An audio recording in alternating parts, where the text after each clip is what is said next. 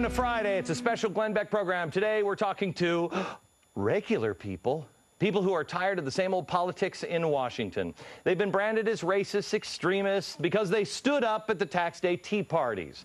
The tea parties were 2 weeks ago, but the president has been talking about them again this week. Why? Because they ain't over yet. Today, I'm going to introduce, not you, because you probably know who these people are. I'd like to introduce the mainstream media and the people in Washington to real people who took to the streets. If you believe this country is great, but the media is not going to print that headline, now is the time to stand up and make your voice heard. Come on, follow me.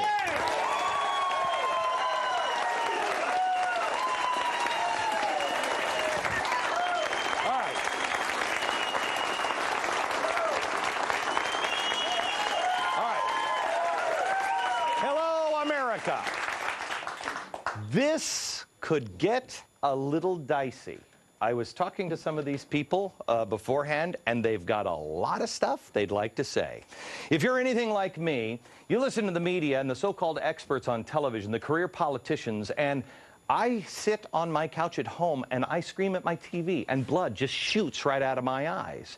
When I first heard of the tea parties, I didn't think much of it. I know they were started over on CNBC, and I said that I didn't think it was the time for the tea parties because I thought the media would misunderstand them. Oh, how wrong I was. They completely misunderstand them.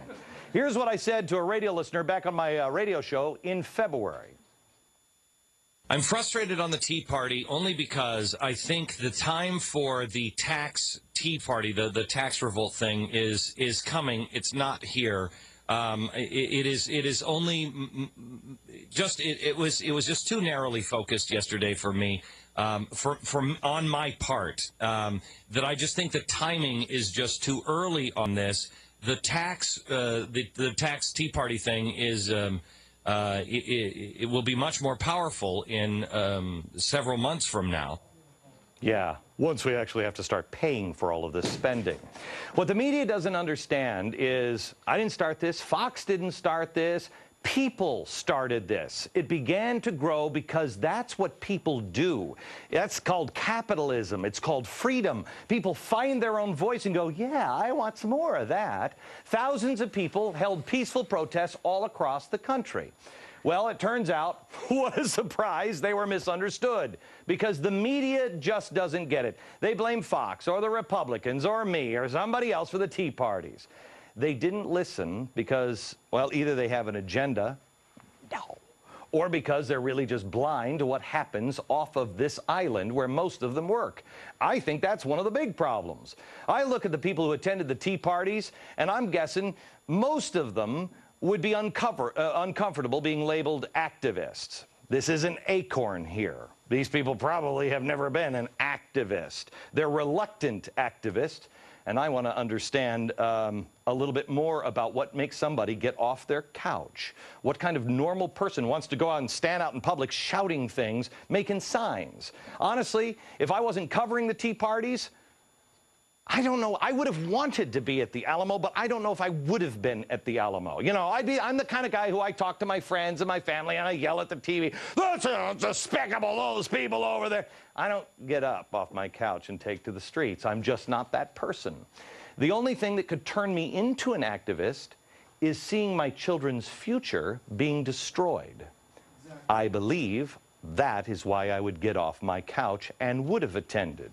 I bet that's why a lot of the people here are involved, and maybe you at home are involved now. The majority of those at tea parties were just regular Americans who loved their country and didn't need to wear a red, white, and blue cape and chant USA, USA to prove it, but they did. That's not the view of the media, and they don't like it because it doesn't fit into their little box. But presenting those people as extremists does fit in that box. How were they presented? Take a look. Let's be very honest about what this is about. It's not about bashing Democrats. It's not about taxes. They have no idea what the Boston Tea Party was about. That's right. They don't know their history at all. This is about hating a black man in the White House. This is racism straight up. I'm not an expert, but I am not an idiot. And what I see going on here is socialism. Washington! Glenn, are you listening? Enough is enough.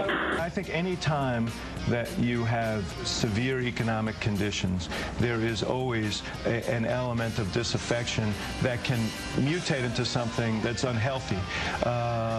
Literally dozens of Fox News dozens of outraged citizens protest having to pay their fair share of the taxes the rest of us pay. Let the teabagging begin. This initiative is funded by the high end. We call it AstroTurf. It's not really a grassroots movement. It's AstroTurf by some of the wealthiest people in America to keep the focus on tax cuts for the rich instead of for the great middle class. These self-styled tea parties were aimed squarely at President Obama and the Democratic leaders in Congress. But the conservative movement has found a reason to live. They have found something about which they feel very positive, something they are ready to rally around. I speak, of course, of teabagging. There was a small group of people who was making things a little bit uncomfortable for us, and at one point I had to go and stand by police. Wait, why do you say he's a fascist? He's the president of the United States. He's a fascist. Do you realize how offensive that is? I think he's a fascist. Why? Because he is. Those of you who are watching certain news channels that on which I'm not very popular, and you see folks waving tea bags around, let me just remind them, I am happy to have a serious conversation about how we are going to cut our health care costs down over the long term, how we're going to stabilize Social Security. Let's not play games and pretend that the reason is because of the Recovery Act. That's just a fraction of the overall problem that we got. I have to tell you, I think that's the first time I've agreed with President Obama. It is just a small part of the problem, but it is part of the problem. The rest of it is, well, no, correct me if I'm wrong, pretty much all of it boils down to spending. Spending is the problem and has been for a long time. All right, we're surrounded now by a bunch of people who came from all over the country, and they are just Tea Party people. They are people who, did you all attend a Tea Party, right? Yep. Yeah. Okay. How many organized a Tea Party? Okay. Okay. How many received money from the GOP? Hold it just, no, I got to say that again. How many received money from the GOP? What is that? Yeah. Okay. How many have been getting secret phone calls from Karl Rove at night? Okay. Here's what I want to do. I just want to go down a bunch of things real quick, and we're going to stop and start on some of these and talk about some of these. But first, I just want to kind of just run down the list, and then I put a chalkboard over here where I just wrote a bunch of stuff. I would like you to explain to the American people. All right? You have an opportunity now to look the media in the eye and tell them everything that you've been screaming at on your couch. You've been screaming at these people for years. So now's the time to actually say it to them. The same thing with those in Washington. You explain it. What are they missing? First of all, let's just take some polls here. Who's clinging to their Bible? Yeah. Okay, so it's a fairly religious group. Who's clinging to their guns?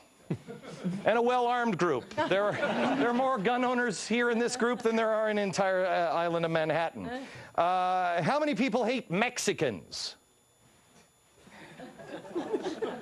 Is this working? How many hate Mexicans? How many just hate President Obama because he's black? Let's see. Who believes in the two-party system? Ooh. You might want to catch that one. Who believes? Nobody. Nobody here. Who is only upset now that Obama is the president, but you were fine with many of the same policies when Bush was doing it? Nobody. Who is a new libertarian? Thinking about it. Thinking about it. What about old libertarians? Old libertarians, yeah, okay. Walter's an old libertarian. Who has left their party and decided, I'm not gonna have anything, I'm just gonna vote as I see it? Okay. Who is ex-military? We'll just make sure you get a picture of all of them. They're all a danger to the country. Which reminds me, who is upset at the report from the Department of Homeland Security? Okay. Outrageous. That's exactly what I expected them to say.